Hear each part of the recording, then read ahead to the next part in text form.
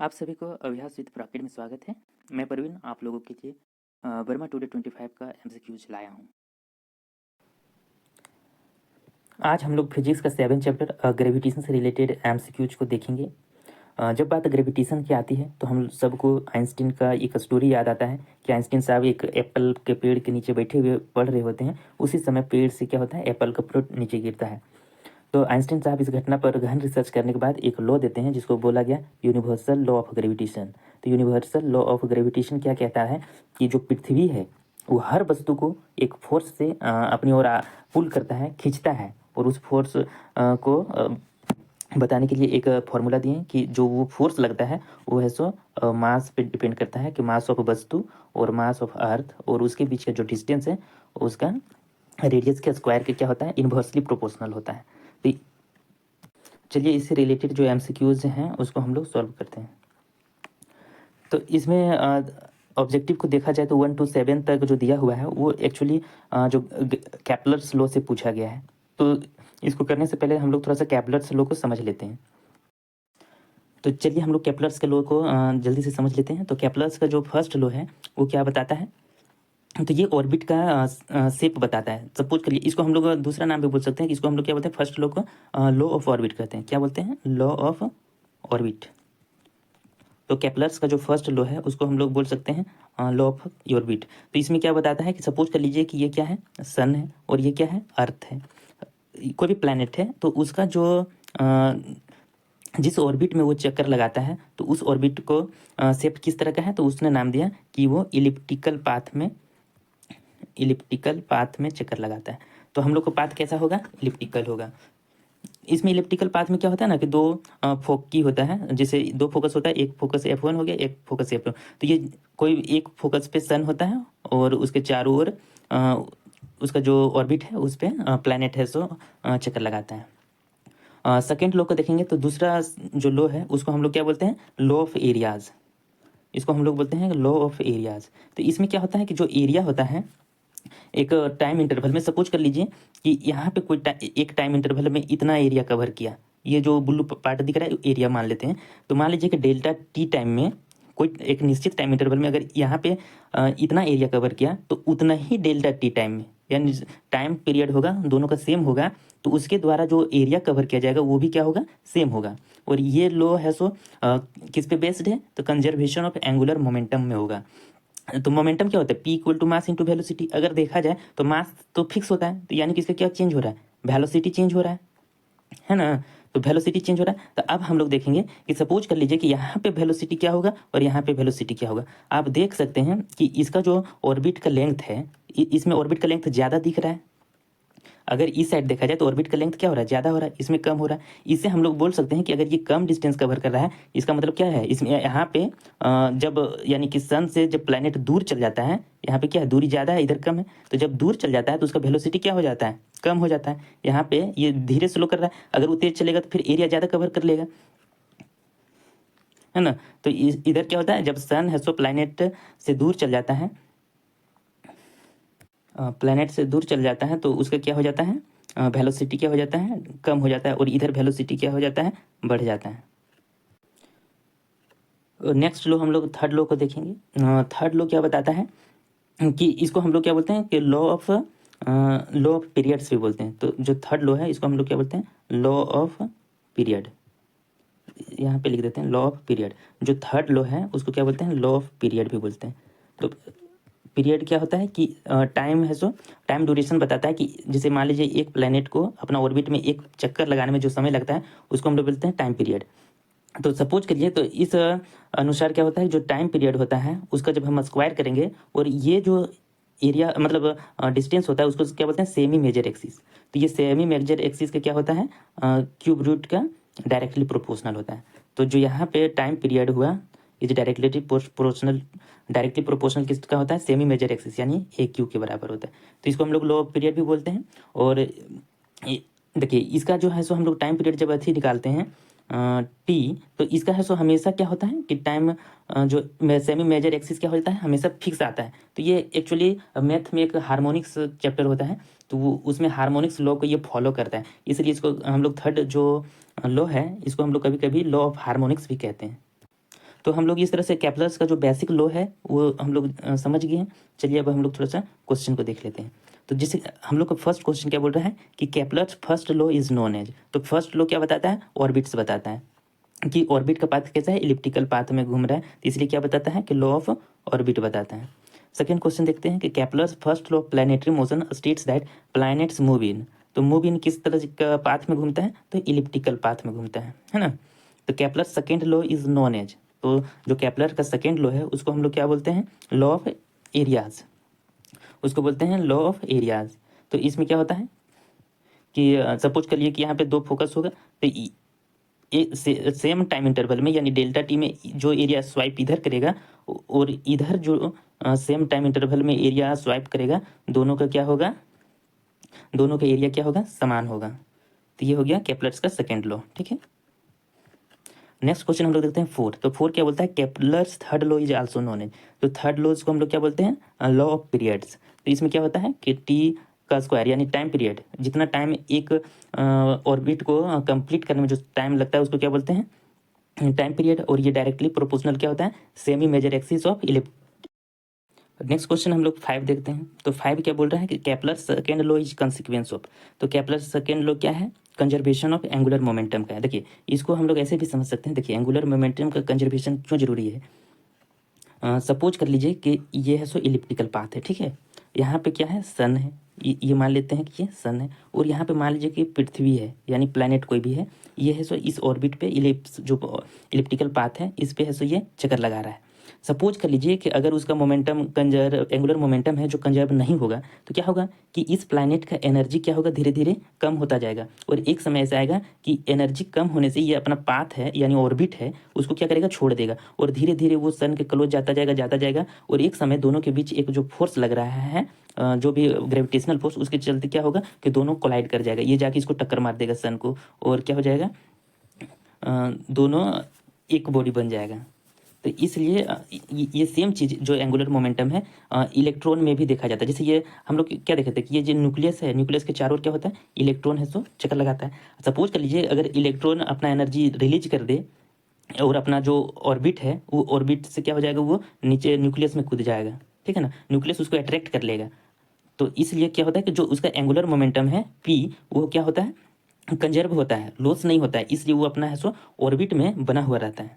ठीक है, अब समझ गए होंगे क्या बोलना चाह रहे हैं। नेक्स्ट क्वेश्चन हम लोग देखते हैं 6, which of the following Kepler's law is known as harmonic law.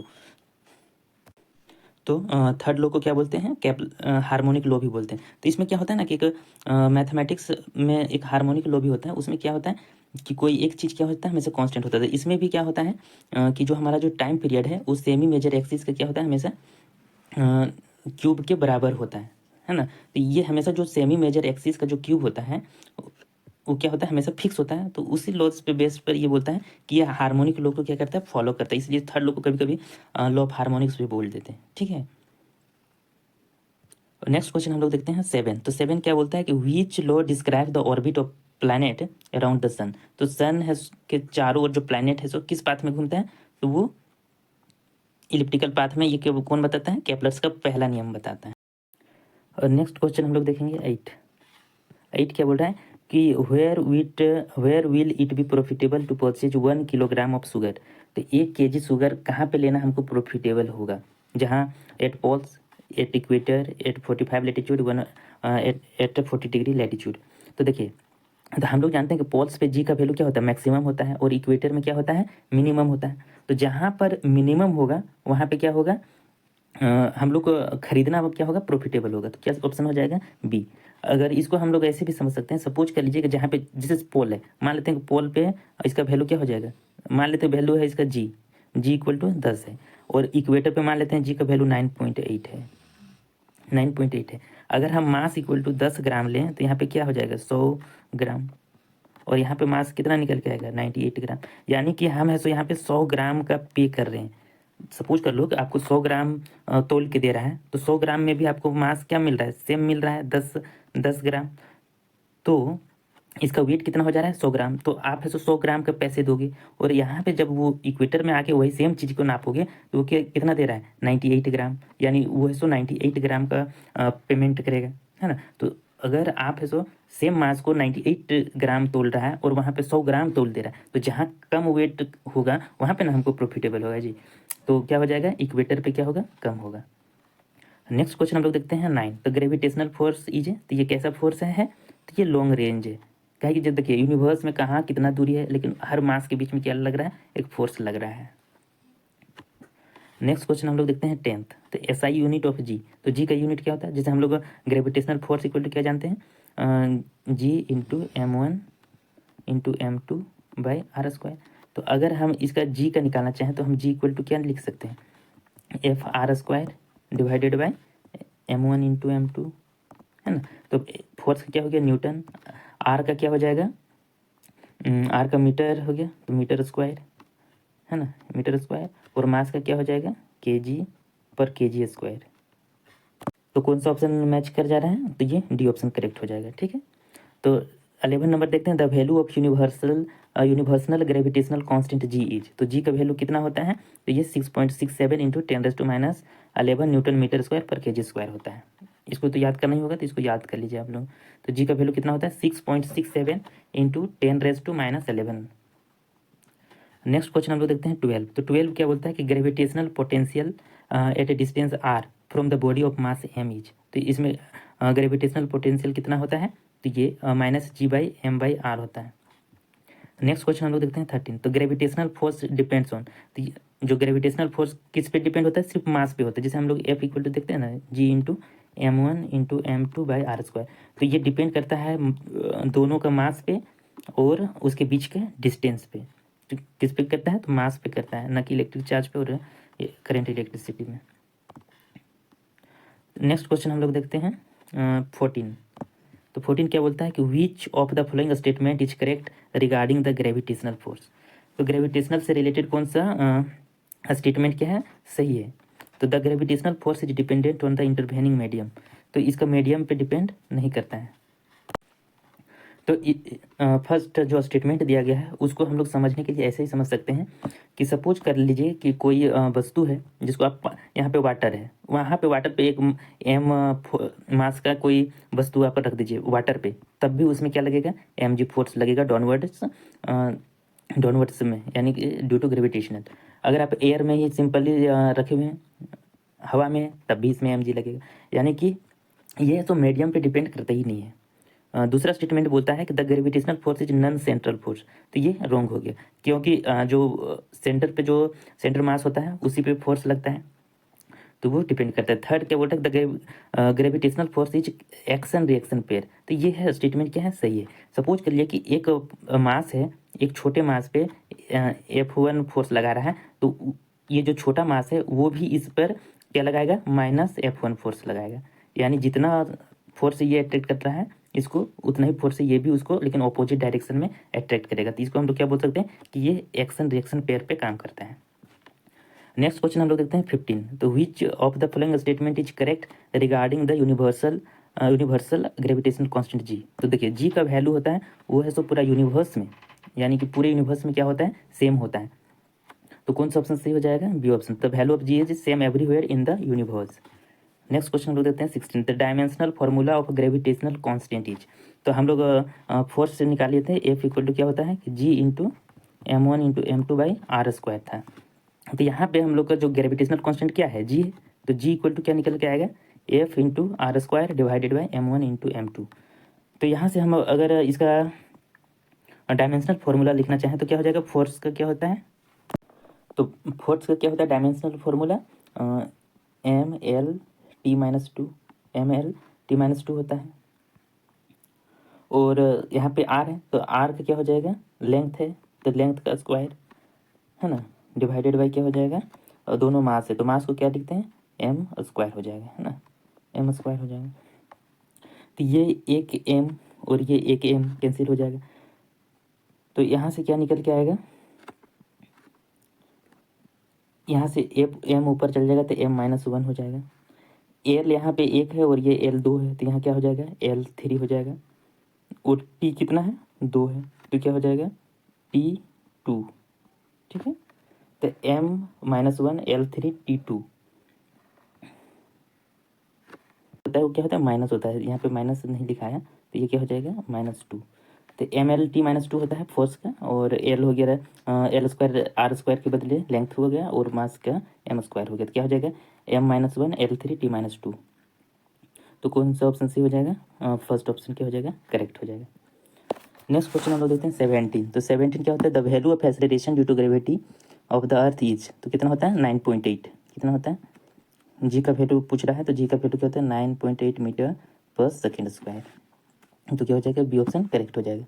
Next question हम लोग देखते हैं 18। The value of G at the centre of the earth is, तो सेंटर ऑफ अर्थ कितना होता है, जी का वैल्यू 0 हो जाता है, यहाँ पे 0 हो जाता है।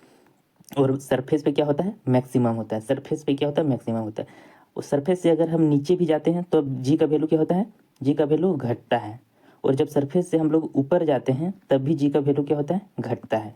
ठीक है, तो सरफेस पे ही क्या होता है, मैक्सिमम होता है। तो सेंटर पे कितना हो जाएगा, 0 हो जाएगा। ठीक है, नेक्स्ट क्वेश्चन हम लोग देखते हैं 90। If we go up from earth surface the value of जी, तो वैल्यू ऑफ जी क्या होगा, अर्थ से अगर हम ऊपर जाएंगे, सरफेस से और ऊपर जाएंगे तो जी का वैल्यू क्या होता है, घटता है। क्यों, क्योंकि देखिए एफ इक्वल टू हम लोग क्या जानते हैं, जी इंटू M1 इंटू M2/R²। तो अगर हम सरफेस से ऊपर जाएंगे, यानी जो सेंटर से इसका जो डिस्टेंस है, यानी जो R का स्क्वायर है, वो क्या हो रहा है, बढ़ रहा है। और बढ़ने से क्या हो रहा है, फोर्स क्या हो रहा है, घट रहा है ना। तो क्या हो जाएगा कि जब हम सरफेस से ऊपर जाएंगे तो जी का वैल्यू क्या होगा, घटेगा। आप बोलोगे कि यहाँ पे जी तो दिख नहीं रहा है, आर के बढ़ने से जी का क्या लेना देना है। तो हम लोग इसको ऐसे कर सकते हैं कि जैसे ये फोर्स है, तो फोर्स को हम लोग क्या कर सकते हैं, फोर्स इक्वल टू mg होता है ना। तो यहाँ पे फोर्स न लिख के हम लोग क्या लिख दे सकते हैं, mg लिख सकते हैं, mg लिख दिए। तो जिस वस्तु का मास है, मान लीजिए M1 है वो वस्तु का मास, तो ये M1 क्या हो जाएगा, कैंसिल हो जाएगा। तो जी का वैल्यू फिर किस पे डिपेंडेंट हो जाएगा, inversely proportional of the radius. Inversely proportional of radius का स्क्वायर का इन्वर्सली प्रोपोर्शनल होगा। यानी कि आर का वैल्यू क्या होगा, अगर बढ़ेगा तो जी का वैल्यू क्या होगा, घटेगा। ठीक है, नेक्स्ट क्वेश्चन हम लोग देखते हैं 20। तो 20 क्या बोलता है कि the acceleration due to gravity on the earth surface, तो अर्थ सरफेस पे मैक्सिमम एट पोल, तो ये क्या है, सही है। पोल पे क्या होता है, मैक्सिमम होता है। मैक्सिमम एट इक्वेटर, ये गलत है। क्या होता है, इक्वेटर में मिनिमम होता है। ठीक है, और मिनिमम एट पोल ये गलत हो गया, मैक्सिमम होता है। और दोनों में सेम होता है तो ये भी गलत हो गया। तो क्या हो गया कि पोल पे क्या होता है, मैक्सिमम होता है। नेक्स्ट क्वेश्चन हम लोग देखते हैं 21। तो Newton's universal law of gravitation applies to, तो ये क्या होता है कि हर मास पे अप्लाई होता है। तो ये चाहे वो स्मॉल हो चाहे बिग हो, सब में क्या होगा, अप्लाई होगा। छोटा होगा तो क्या दिक्कत है, छोटा होगा तो उसमें कम फोर्स लगेगा, जो फोर्स का जो मैग्नीट्यूड होगा क्या होगा, कम होगा। बड़ा होगा तो ज़्यादा फोर्स लगेगा, छोटा है तो कम फोर्स लगेगा, लेकिन लगेगा जरूर।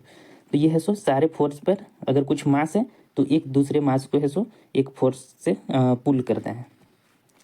नेक्स्ट क्वेश्चन हम लोग देखते हैं 22। For a particle inside a uniform spherical shell the gravitational force on the particle is, तो पार्टिकल का कितना हो जाएगा, 0 हो जाएगा। क्यों, क्योंकि देखिए सपोज कर लीजिए कि मान लीजिए स्फेरिकल है, ठीक है, इसमें बहुत सारे पार्टिकल हैं जो क्या है, यूनिफॉर्म है, यूनिफॉर्म स्फेरिकल सेल यहाँ पे आप भर दिए हो। ठीक है, तो इसमें क्या होगा कि सबका मास है तो लगभग सेम होगा। लगभग क्या, ये अगर यूनिफॉर्म स्फेरिकल सेल है तो सबका मास क्या होगा, समान होगा। तो सारे मास एक दूसरे पर क्या फोर्स लगा रहा होगा, एक दूसरे से सब एक दूसरे को फोर्स लगा रहा होगा। और जो रिजल्टेंट फोर्स जो आएगा, रिजल्टेंट जो ग्रेविटेशनल फोर्स निकल के आएगा वो क्या हो जाएगा, 0 हो जाएगा। सबका मास लगभग सेम होने से क्या होगा, जैसे मान लीजिए ये इस पे फोर्स लगा रहा है, ये इस पे इसको पुल कर रहा है, इसको पुल कर रहा है, इस तरह है ना। तो ये रिजल्टेंट पुल हो जाता है ना, 0 हो जाता है, इसलिए इस पे ग्रेविटेशनल फोर्स क्या लगता है, 0 लगता है। नेक्स्ट क्वेश्चन हम लोग देखते हैं 23। The value of G varies with, तो ये किस पर वेरी करता है, ये कहीं वेरी नहीं करता है, पूरा यूनिवर्स में जी का वैल्यू है ना, इसका नाम ही है यूनिवर्सल कांस्टेंट, है ना। जी को हम लोग क्या बोलते हैं,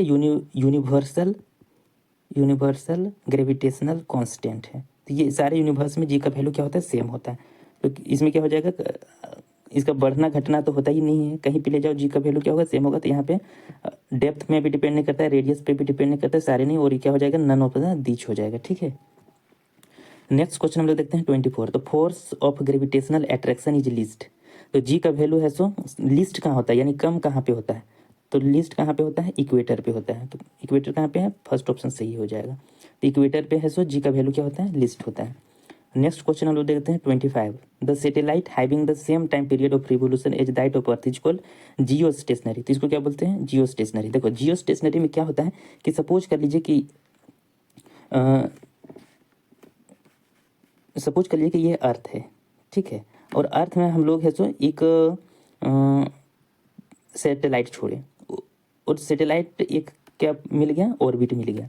तो जिस जिस रफ्तार से ये अर्थ रोटेट हो रहा है उसी रफ्तार से ये भी, जैसे हमारा जो अर्थ है वो क्या होगा, अपना जो रोटेट करता है 24 आवर में रोटेट करता है, तो ये जो स्टेशनरी प्लैनेट है वो भी 24 आवर में ही रोटेट करेगा। तो ये जिस पार्ट को, यानी जिस अर्थ के जिस पार्ट को कवर कर रहा था वही पार्ट के साथ ये है सो घूमेगा। जब ये वाला घूम के मान लीजिए 6 घंटे 12 घंटे के बाद यहाँ नीचे आ गया, ठीक है, 12 घंटे के बाद नीचे आ गया, तो ये जो सैटेलाइट भी यहाँ पे आ गया, तो ये जो देश होगा वो देश को ही कवर कर रहा होगा ये। तो एक जो अर्थ का एक पॉइंट है उसी को ये कवर करता रहता है हमेशा। तो इसको हम लोग क्या बोलते हैं? जियो स्टेशनरी सैटेलाइट, ठीक है। नेक्स्ट क्वेश्चन हम लोग देखते हैं 26। तो 26 क्या बोल रहा है? The term escape velocity is the minimum velocity required to an object to escape the earth, है ना। तो इस्केप क्या हो जाएगा? Earth gravitational pull and move into space. तो इसमें क्या होता है कि एक, जैसे हम लोग कोई वस्तु को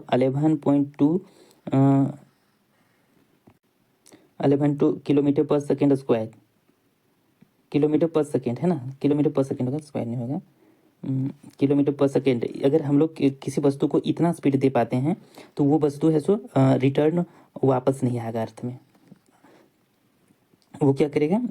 स्पेस में चला जाएगा। नेक्स्ट क्वेश्चन हम लोग देखते हैं 27। तो what happens to the gravitational force between two objects when the mass of one object is doubled. तो इसमें क्या हो रहा है कि जो मास है सो डबल हो रहा है, तो मास अगर डबल होगा तो फोर्स भी क्या हो जाएगा? डबल्ड हो जाएगा। तो फोर्स डबल कहाँ पे है? B option. इसको ऐसे भी समझ सकते हैं कि F इक्वल टू क्या होता है? जी m1 इंटू m2/r² है। तो अगर कोई भी वस्तु का अगर मास को हम डबल कर दें, यानी इसको 2 कर दें, तो यहाँ पे 2 हो गया, तो F है सो 2 टाइम्स ग्रेटर देन हो जाएगा, है ना। नेक्स्ट क्वेश्चन हम लोग देखते हैं 28। The ratio of inertial mass of gravitational mass, ये दोनों क्या होता है? 1:1 रेशियो में होता है। क्या होता है? 1:1 रेशियो में होता है। नेक्स्ट क्वेश्चन हम लोग देखते हैं 29। तो who among the following gave first the experimental value of जी। तो जी का वैल्यू सबसे पहले कौन दिए थे? तो ये कैवेंडिश ने दिए थे। नेक्स्ट क्वेश्चन हम लोग देखते हैं 30। What is the ratio of gravitational force of attractions between two bodies kept in air and same distance apart in water. तो हम लोग देखिए ग्रेविटेशनल जो फोर्स होता है वो है सो माध्यम, कोई भी मीडियम पे डिपेंडेंट नहीं होता है। आप उसको पानी में रखें, हवा में रखें, सब जगह क्या लगेगा? m/g फोर्स लगेगा, है ना। तो यहाँ पे हमको क्या बोल रहा है कि टू बॉडीज को एक हवा में रखना है और एक किस में रख रहा है? Same distance apart in water, एक वाटर में रख रहा है और एक हवा में रख रहा है। तो उसमें क्या होगा? दोनों में भी सेम ही फोर्स लगेगा। क्या लगेगा? 1:1 रेशियो लगेगा। नेक्स्ट क्वेश्चन देखते हैं 31। तो at sea level a body will have minimum weighted. तो मिनिमम वेट कहाँ पे होगा? इक्वेटर पे होगा। जहाँ पे जी का वैल्यू क्या होता है? सरफेस में सबसे कम कहाँ पे होता है? इक्वेटर में होता है। तो वहीं पे वेट क्या होगा? कम होगा। Next question 32। इन प्लैनेटरी मोशन, तो प्लैनेटरी मोशन में क्या होता है? The angular speed remains constant. तो देखिए यहाँ पे एंगुलर स्पीड बोल रहा है, तो एंगुलर स्पीड कांस्टेंट नहीं होता है, एक्चुअली एंगुलर मोमेंटम कांस्टेंट होता है ना। तो ये एक्चुअली जो सेकेंड लॉ है वो कंजर्वेशन ऑफ एंगुलर मोमेंटम पर बेस्ड है। तो कौन सा ऑप्शन सही हो जाएगा? बी ऑप्शन करेक्ट हो जाएगा। तो टोटल एंगुलर मोमेंटम रिमेन्स क्या हो जाएगा? कांस्टेंट रहता है। देखिए लीनियर स्पीड का तो बात ही नहीं होता है, वहाँ पे लीनियर नहीं हो रहा है, एंगुलर होता है, ठीक है। तो ये क्या हो जाएगा? बी ऑप्शन करेक्ट हो जाएगा। नेक्स्ट क्वेश्चन हम लोग देखते हैं 33। 33 बोल रहा है कि in planetary motion the angular momentum conservation leads to the law of. तो कौन सा हो जाता है? जो एंगुलर मोमेंटम कंजर्वेशन, ये कौन सा होता है? एरिया। जैसे यहाँ पे होता है फोकस, तो यहाँ पे जो एक टाइम पीरियड पे जो एरिया कवर करता है, और सेम एरिया यहाँ पे भी सेम टाइम पीरियड पे सेम एरिया कवर करता है। तो जैसे सपोज कर लिए यहाँ पे A1 एरिया है, ये A2 एरिया है, तो A1 area equal to A2 area हो जाएगा। ई भी डेल्टा टी टाइम पे ये एरिया कवर करता है, ये भी डेल्टा टी टाइम पे एरिया कवर, मतलब टाइम पीरियड क्या होता है? सेम होने पर, है ना, जो एरिया स्वाइप करता है वो दोनों का एरिया क्या होता है? सेम होता है। तो ये क्या है? एरिया पे डिपेंडेंट होता है। नेक्स्ट क्वेश्चन हम लोग देखते हैं 34। Gravitational force between two object is attractive at large distance only. यहाँ पे हम लोग डिस्टेंस स्मॉल लार्ज से कोई लेना देना नहीं है, डिस्टेंस कुछ भी रहेगा उसमें फोर्स लगेगा। तो ऑल डिस्टेंस में क्या लगता है, फोर्स लगता है r²। नेक्स्ट क्वेश्चन हम लोग देखते हैं 35। Who formulated the law of universal gravitation. तो हम लोग पहले ही स्लाइड में देखे थे कि law of universal gravitation law कौन दिए थे, तो आइंस्टाइन दिए थे। नेक्स्ट क्वेश्चन हम लोग देखते हैं 36। Average density of the earth is complex function of g, does not depend on g, it is inversely proportional to g, is directly proportional g. तो एवरेज डेंसिटी किस पे डिपेंड होता है, डायरेक्टली प्रोपोर्शनल ऑफ जी होता है। Next question हम लोग देखते हैं 37। तो वैल्यू ऑफ जी इज, तो वैल्यू ऑफ जी क्या होता है, मैक्सिमम एट पोल्स, सही है। मैक्सिमम एट इक्वेटर नहीं, मिनिमम होता है इक्वेटर पे। सेम एवरीवेयर, गलत। Maximum eight the centre of the अर्थ, तो अर्थ पे तो जीरो हो जाता है ना, अर्थ का सेंटर पे क्या हो जाता है, जीरो हो जाता है। तो ये कौन सा ऑप्शन सही हो जाएगा, फर्स्ट ऑप्शन करेक्ट हो जाएगा। नेक्स्ट क्वेश्चन देखते हैं 38। The value of G becomes zero at, तो जीरो कहाँ पे होता है, सेंटर ऑफ द अर्थ। क्या लिखा, the height equal to the radius of the earth, depth equal to the half of the diameter of the earth. देखिए हम लोग जानते हैं कि सेंटर ऑफ द अर्थ में क्या होता है, जीरो होता है, उसी को ये घुमा के दूसरे वर्ड में कहा है। सपोज कर लीजिए कि ये अर्थ है, तो अर्थ का ये जो आर रेडियस हो गया, तो यहाँ पे जो सेंटर होगा वो जीरो होगा, लेकिन ये बोल रहा है डायमीटर कर दे रहा है। तो यहाँ पे जो डायमीटर क्या होता है, रेडियस एक लाइन है जो सेंटर से होके गुजरता है। तो इसका जो हाफ होगा, जो डायोमीटर का हाफ होगा वो सेंटर ही होगा, है ना। तो सेंटर क्या हो जाएगा यहाँ पे, जी का वैल्यू क्या हो जाएगा, जीरो हो जाएगा। तो बी ऑप्शन क्या हो जाएगा, करेक्ट हो जाएगा। नेक्स्ट क्वेश्चन हम लोग देखते हैं 39। Gravitational potential energy will be maximum at, तो ग्रेविटेशनल पोटेंशियल एनर्जी कहाँ पे मैक्सिमम होगा, तो वो इन्फिनिटी पे मैक्सिमम होगा। नेक्स्ट क्वेश्चन देखते हैं 40। The time period of an earth satellite in a circular orbit is independent of, किसका इंडिपेंडेंट होता है, तो वो मास ऑफ द सैटेलाइट। तो मास का सैटेलाइट से इंडिपेंडेंट होता है सब। जैसे हम लोग